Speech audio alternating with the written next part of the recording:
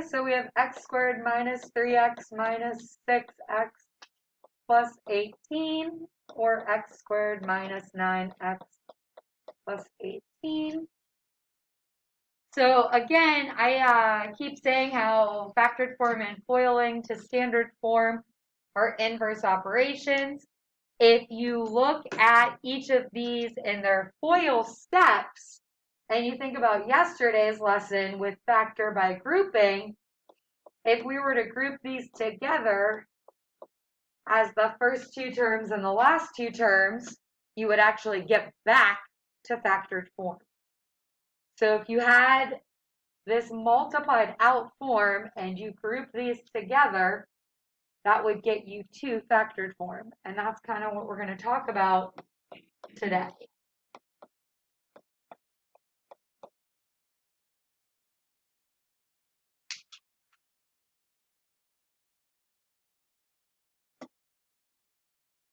So we're factoring quadratic expressions. We're going to start today easy. We're only going to have a values of 1. So that a I'm talking about is in standard form. On Monday, we're going to look at a values greater than 1. So if you think back to the magic x that we talked about, that's a method for helping. We also have cases. So if it's x squared plus bx plus c, meaning both the b and c values are positive, in factored form, both of my factors are going to be positive.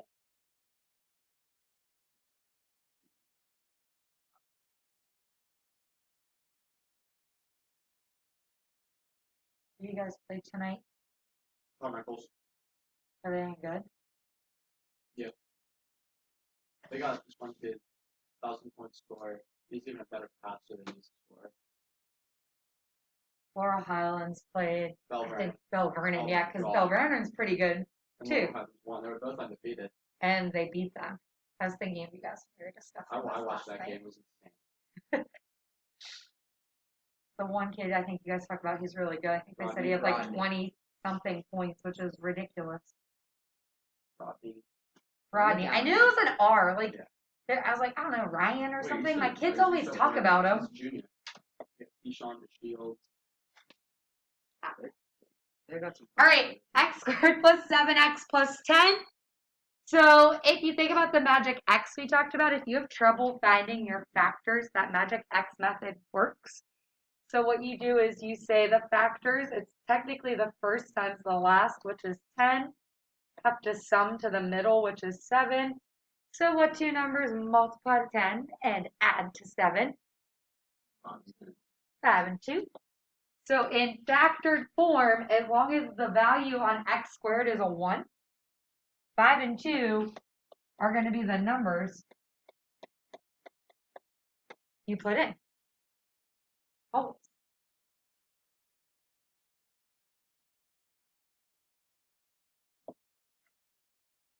So two numbers that multiply to 15 and add to 8. And both have to be positive because both of these are positive.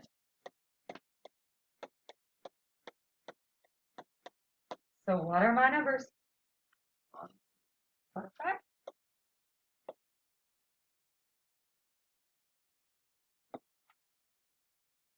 Two numbers that multiply to 18 and add to 11. 9. Yep. Oh, let me do the next. You want to write it or tell me it? Oh, tell you. Okay.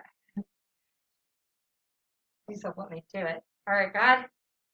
7 and 8. Perfect. X plus 8, x plus 7. Told you today was a nice, easy day. So again, it's factors of the last that sum to the first as long as the number on x squared is 1. If the middle term is negative and the last term is positive, both factors are now negative. Because a negative times a negative is a positive. So two negative numbers then multiply to 20 and add to negative 9.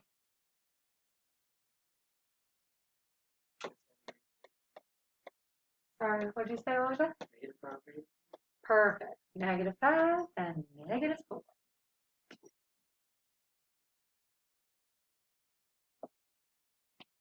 So again, if you put them into Magic X, which really, I know you guys don't need, it's the top number and the bottom number. That's why we talk about it, the two numbers that multiply to 24 and add to negative 11 are 8 thirds and 8 quarters.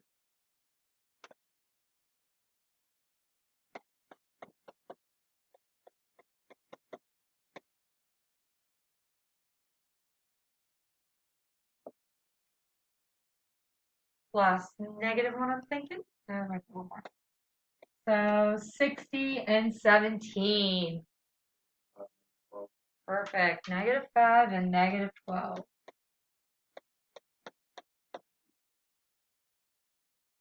And again, you can always do a quick reverse FOIL and check yourself. X times x is x squared, negative 5, negative 12, add to negative 17.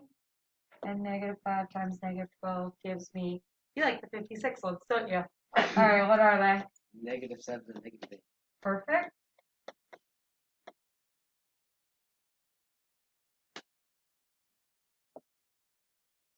If the last term is negative, now our factors are 1 each, 1 positive and 1 negative, and the middle term determines which one's bigger.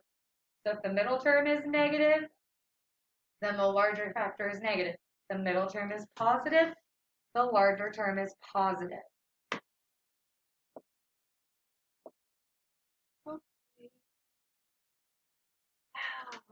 So what two numbers multiply to negative 10 but add to positive 3? 5 and negative. Perfect. So it's x plus 5, x minus 2. And again, you want to make sure your parentheses are back to back because they're multiplying together. Okay, negative 18 and positive 3. 6 and negative 3. Good.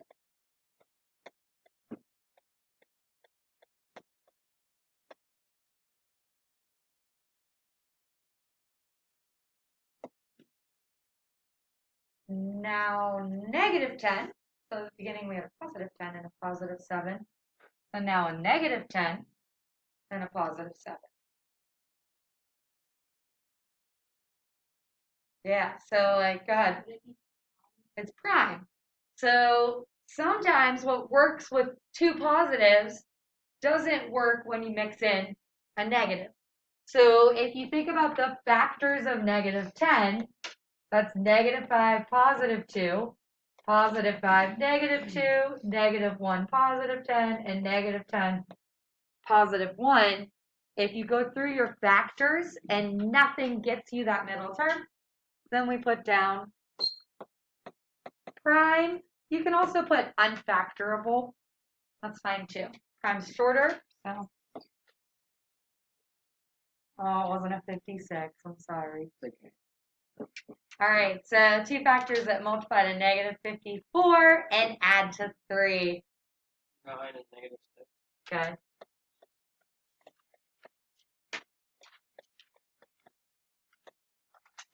All right, I'll hit you with your homework. And you are done for the day.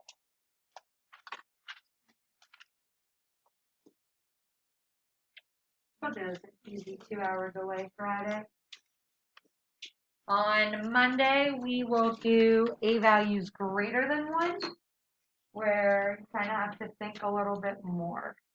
Every time I see your Yeti on that desk, I just think it's my one Yeti, because like I have a light gray Yeti too.